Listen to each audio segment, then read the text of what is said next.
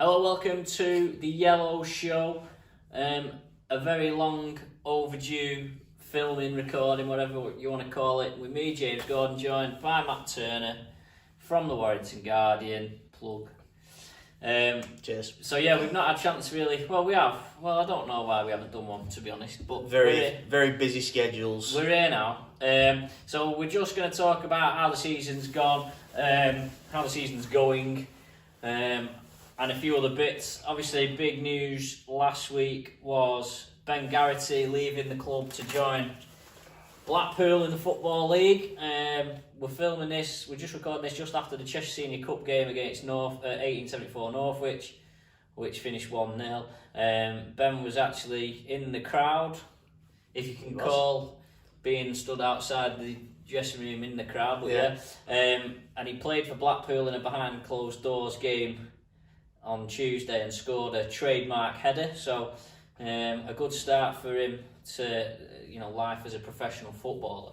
It must be pretty mad really it must be mad getting that opportunity, I suppose, for everyone dreams of being a footballer and all that, but obviously we got wind of it last week sometime, and quite a funny story, well, not a funny story, but just a weird story where he gets a phone, he's in work, he gets a phone call at 10 in the morning and says, Blackpool want you to come for medical at 12. I mean, it must be mad. Yeah, and that's it. You go for your medical, passes his medical, signs the paper, and that's it. Boom, done. Work finished. Professional footballer now, and I don't think anyone can begrudge him this chance. Really, he deserves it. He's been absolutely fantastic in the last 18 months. I don't think anyone expected him to be as good as he was. He's come in and been an absolute diamond, and I'm sure we do. I'm sure all the fans do, and everyone at the club wishes him all the very best, and we'll be keeping a close eye on him. That's for sure. And I personally think he's got a great chance of making it because he's such a throwback and he's so different to the modern players that the game seems to be churning out these days. And I think he's got a real chance. And he's been quite durable as well. I think he'd only missed one what I would call competitive match. With all due respect to the League Cup and the Cheshire Senior Cup, generally it's a weakened team that gets played in those. Yeah. He'd only missed one competitive match in his whole 1.5 seasons. We were talking a bit before during this match that Blackpool are sort of safe in League One. They're not going to get dragged into relegation. You don't think they're not got a chance of making playoffs. So he's got a chance of maybe getting a few games potentially even this season because they've not really got much to play for. Yeah, I mean, and that's why it's a good move for him. He could well find himself in the team before the end of the season, and he's got his chance to stamp his mark and start next season as a bona fide first choice central midfielder. And I'm sure we'll all be buzzing if that happens. Well, yeah. Well, not me if he ends up scoring against Rochdale. Well, yeah. Well, that's assuming Rochdale don't get relegated. Well, as long as we don't get relegated. I think, obviously, Chairman's told us that he's had a lot of inquiries from players, because obviously it's good for Warrington to be showing that a player that's obviously being plucked out of nowhere by Warrington as them being picked up by a football league. Obviously, we've been aware of clubs watching him. He had a few offers in the summer as well that he knocked back, and to be fair to him, I suppose to be fair to him and to Paul Carden, it would have been very easy to maybe take whatever offer you could get in the summer. And obviously he sat tight, stayed loyal to Warrington and got, an even, miles. I'd say the best offer I heard, he's got a miles better offer now. 100%. It's testament to the character of the lad, I think. Like you say, any starry-eyed 21-year-old would have taken the first chance of playing professional football they could get, and as you said, there were a few offers in the summer. I think it was Fleetwood who came in with the most solid interest, but they say he knocked them back, or it didn't happen for one reason or another. He was happy to bide his time and sort of repay the faith that Warrington and Paul have showed in him, and I say it's a testament to the character of the lad, really.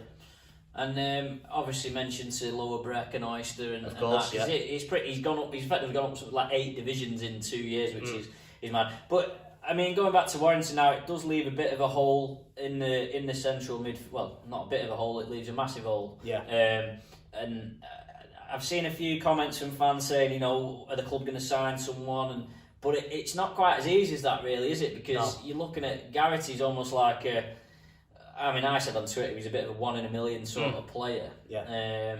But for Warrington to be able to plug that gap, because one, you've got to find someone who's out of favour somewhere or who's playing in a lower league that wants to step up, because ultimately a player of his calibre is going to be playing every week at the moment. 100%. He's irreplaceable. I'm happy to stick my neck on the line and say that you said he is 1 in a million, and I think you will struggle to find someone who plays in his mould or is that of that quality, especially at this stage. And it's a horrific time to lose him, with the team just in a little bit of sketchy form, and teams above them are pulling away, and they're trying to desperately hang on to. But then, having said that form has been the case even with him in the team as well. Yeah. So it's a little bit. I mean, obviously we can talk about this now. I suppose the form has been worrying, hasn't it? So since probably when is it now? November. You're looking at. We had that run of 6 draws in 8. Yeah. 1 win, 1 defeat, and of course now sort of thought we'd got over it with that win over Whitby and then lost against Lancaster last weekend. Yeah. I think it's not so much that obviously draws are a killer, but it's not necessarily being that. It's been the fact that in virtually all of those matches, if you look at the 7 draws, the 7 games that were draws and defeats, we've led in every single one of them games. Yeah. And that's what makes it all the more frustrating. They all follow a similar pattern. You'd see Warrington coming out of the traps, taking the lead, looking very, very solid, and then having chances to finish the game off and extend leads and really grind teams into the dust, and they've not taken them. And there's been that vulnerability there that teams have stuck in the game, and they've come away with points. And there's so many examples you can name. Atherton here. Witten, Baseford. Why do you think it is though? Because Tony Mack's been in good form in goal. Yeah. You've still got Robbo and Raven at the back who are obviously solid. I mean, obviously, what Tom Warren's done well at left back since he's been first choice. Yes. I know there's always a little bit of chopping and changing at right back because of the whole Bealey, Duggan, Carden dynamic that there is. So what is the difference from last season? Because you've still got good players there. It's hard. It's really hard to put your finger on, isn't it? Because, like I say, it's the core. It is the core squad that were here last season and played so well and won so many points from scoring late goals and from the exact reverse of what they're in now. And they'd be absolute experts at seeing games out. And you'd feel safe at 1-0, wouldn't you? Last year, you'd say they go in front, and 9 times out of 10 they're going to win games, and you'd be confident in. Them taking the lead after 25 minutes and not conceding, and knowing that at the very least it'll stay 1-0. But it's difficult to put your finger on. It really is. It's mystifying, but it's something they've obviously got to rectify quickly. And to be fair, I thought maybe there was signs it was coming back or whatever it is in the past few weeks, because obviously I know a draw at Stafford wasn't a great result, but it was still a 90th minute equaliser, which showed the spirit, and then obviously a late goal against Whitby to win that game. And I thought, maybe, they know they've not been playing well, but at least they've shown that spirit to get there. And then I know you went at the Lancaster game, but the Lancaster game sort of come. For those who weren't at the game, Warrington took the lead after 10 minutes. It was a bit of a kick downfield by Tony Mark and Jack McCreth lobbed the keeper. For the first half hour, it looked fairly comfortable, and then Lancaster out of nowhere just went up like 2 or 3 gears, scored 2 goals that were good goals, good strikes from Charlie Bailey before half time. Obviously, there was a big kerfuffle at half time, which but then second half there was just nothing there. Do you know what I mean? There was nothing in the way of. There wasn't really any clear-cut chances. There wasn't much in the way of creativity, and I know there's been a lot of. I suppose as one of the things being the chopping and changing, do you think? Because obviously, because no one's really got into form. I think there's only really Jack McCreth who has probably played week in, week out, who's actually performed to a decent level. But then at the same time, he was getting a bit of flack for not scoring any goals. Obviously, he scored last week. Whereas I suppose, and Tony Gray's being a bit out of form, and obviously Josh is being injured, and then obviously Jordan Buckley's come in and played a few games, and he's got a bit of a knot. Obviously Jack Dunn's been in and out, Dylan's been in and out.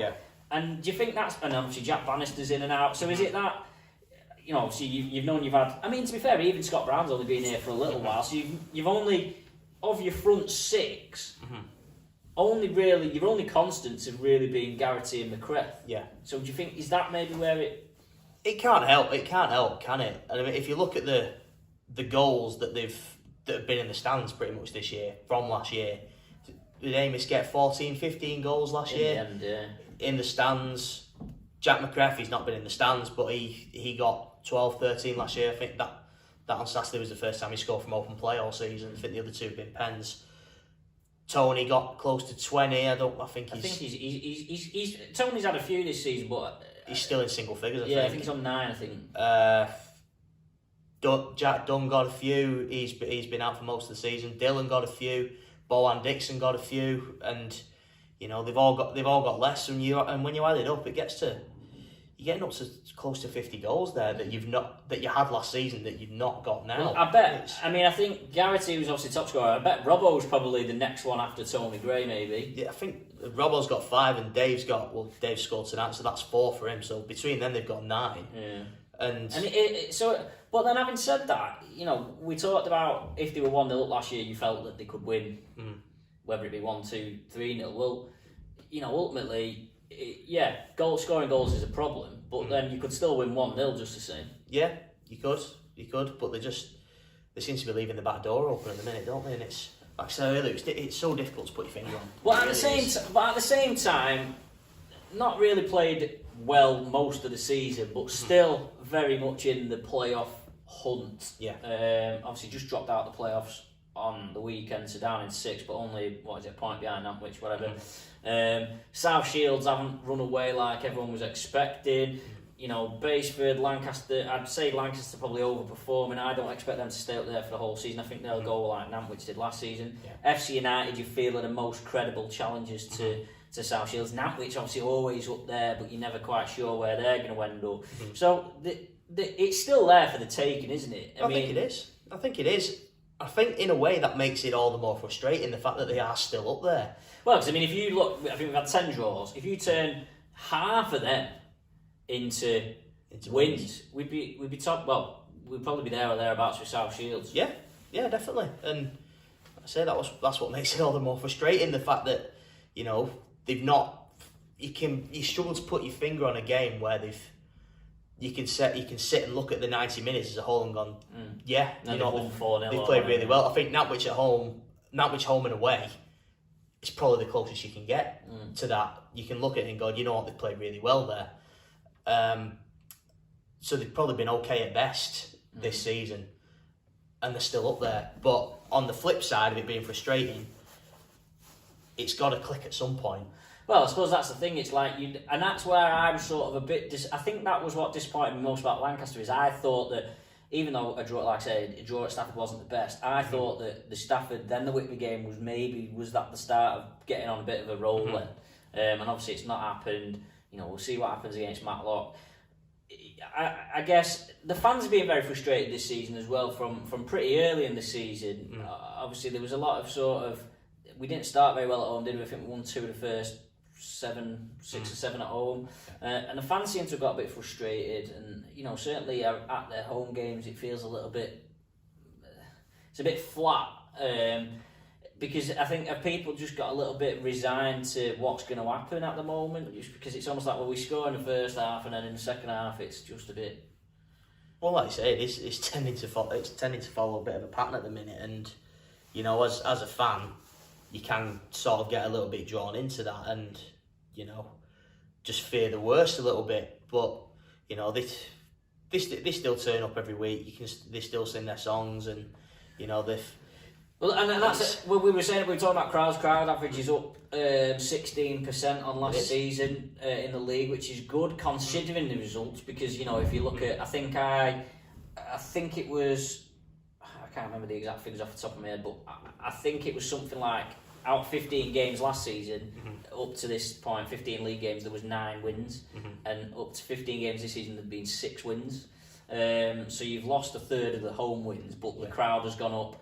I think the average in the league is 440, and at this stage last season it was 380. So the crowd figures have shown a steady improvement.